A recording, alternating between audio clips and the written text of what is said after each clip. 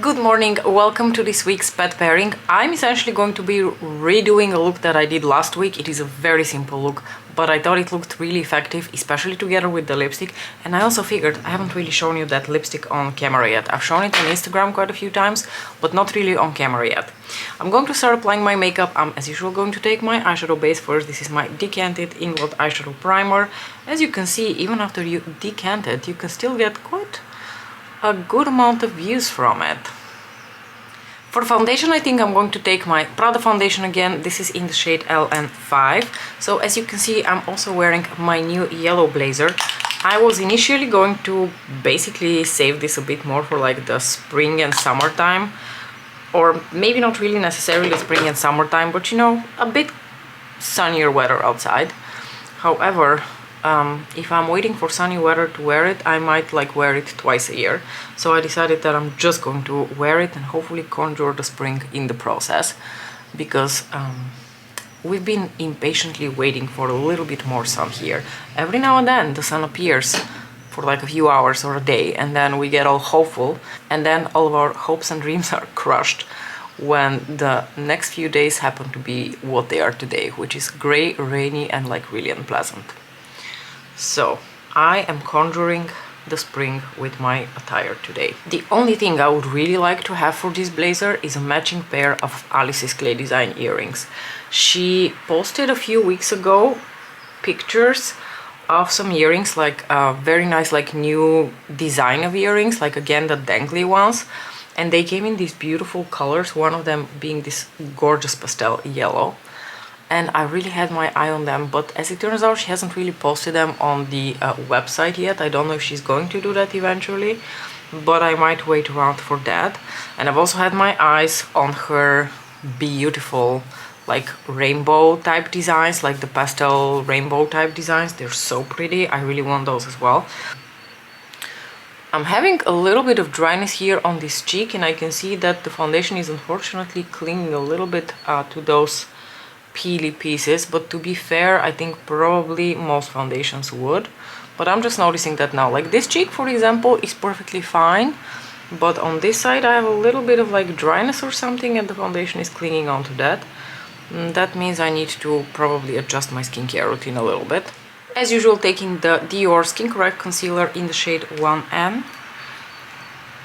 I was very pleased to see in Charlotte's recent concealer ranking video that she still thinks this specific concealer is one of the best. I think this was one of her like top 3 or at the very least top 5 concealers, which made me really happy, because I've been loving this concealer. I bought it off of her recommendation last year. I haven't really had any regrets about it. It's literally the only concealer you ever see me use on camera. I only ever switch it up in the summer when I can use my Lancome Tainted Old concealer, which is also a very nice concealer. It's just a somewhat too deep of a shade for me, but I just really love the Dior one. She calls the Dior one a luminous finish, and I don't know whether it's under my under eyes, which basically eat all of the luminosity that any concealer might have, but to me this is like a beautiful like demi-matte natural finish. I don't really detect any luminosity to it, but it might just be my skin, because I have extremely dry skin under my eyes. I'm going to quickly powder with the Airbrush Flawless Finish powder from Charlotte Tilbury. I'm going to quickly do my brows with the Too Faced Laminating Brow Wax. By the way, have you seen the new Guerlain release for spring? It's not that I'm super interested in it. I don't collect meteorites. I literally have a tin of meteorites here that I always forget to use, and I want to say it's like 90% full. So I'm not really interested in their meteorites. I know they released a bunch of the terracotta blushes. None of those really caught my eye. The formula doesn't seem to be anything special, so I will forgo all of those. And I'm not actually interested in the eyeshadow quad that's being released. However, I am very curious what kind of a formula it is, because unfortunately you can't tell from their promo photos. Their promo photos very misleadingly always show a texture that resembles their original baked quads, but as we have seen in the past couple of months, or like the past year actually, because the last time they released a baked quad was for spring last year, that is a very misleading tactic because their quads haven't actually been in the baked formula since the denim quad, which was a spring release from last year.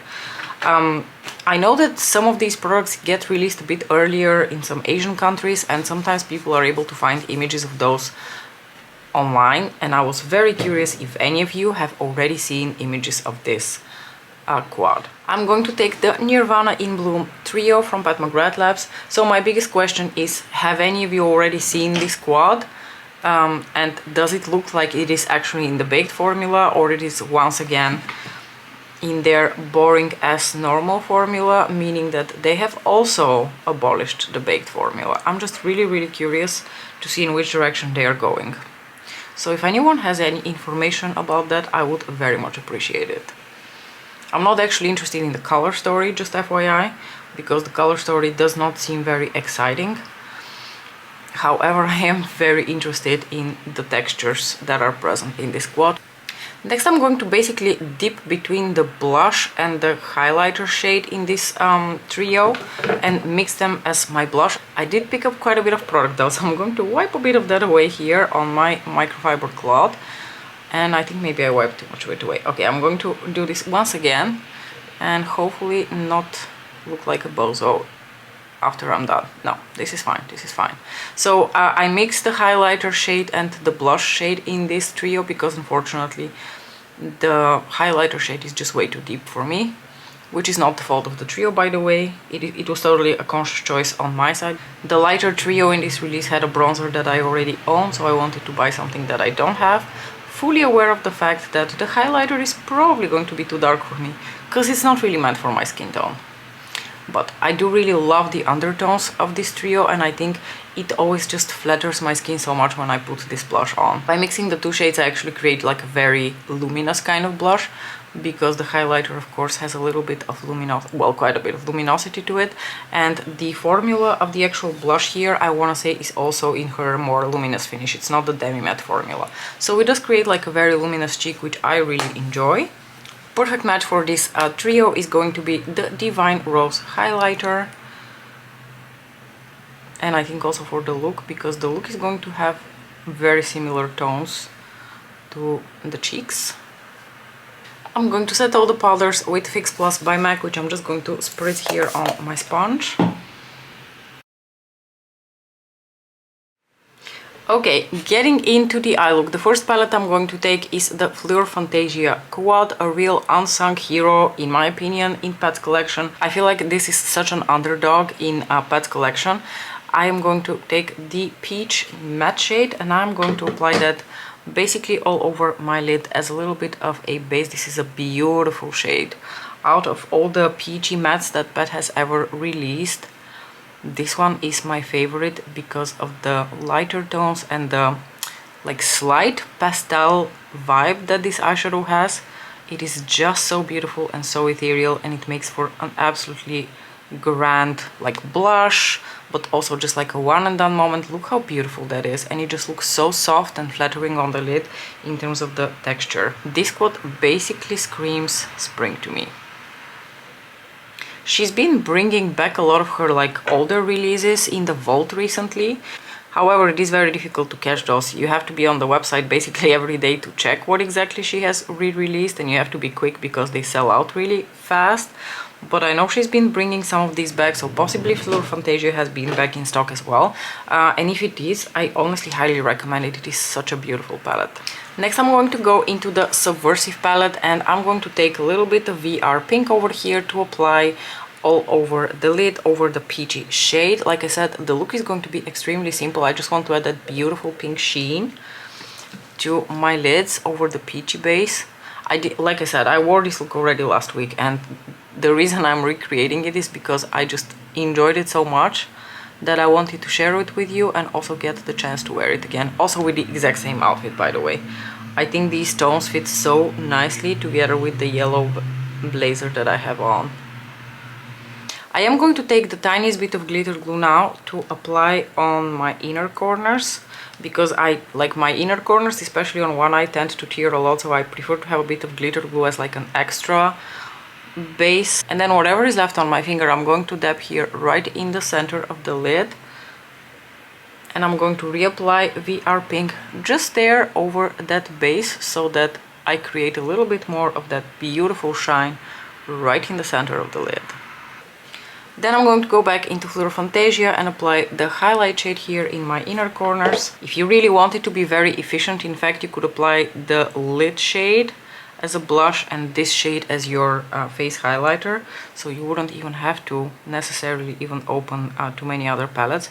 And if you didn't want to apply VR Pink because you don't have the Subversive palette, you could as well apply this beautiful shade here that is just in the Fleur Fantasia quad.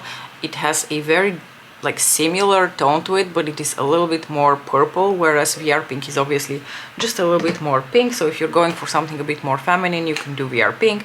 If you're going for something with a bit more edge and more purple, you can do the shade from Fleur Fantasia. And if you wanted to knock yourself out, you could even apply Rosefire Nectar from the Voyeuristic Vixen quad. The options for layering here are pretty much infinite, depending on what exactly you're trying to create. And finally, taking the smudger brush again, I'm going to apply the peach shade on my lower lashes. Nothing complicated, like I said, the look is very, very simple, but I think very effective together with the rest of the products and the lipstick, which I'm going to show you in a bit.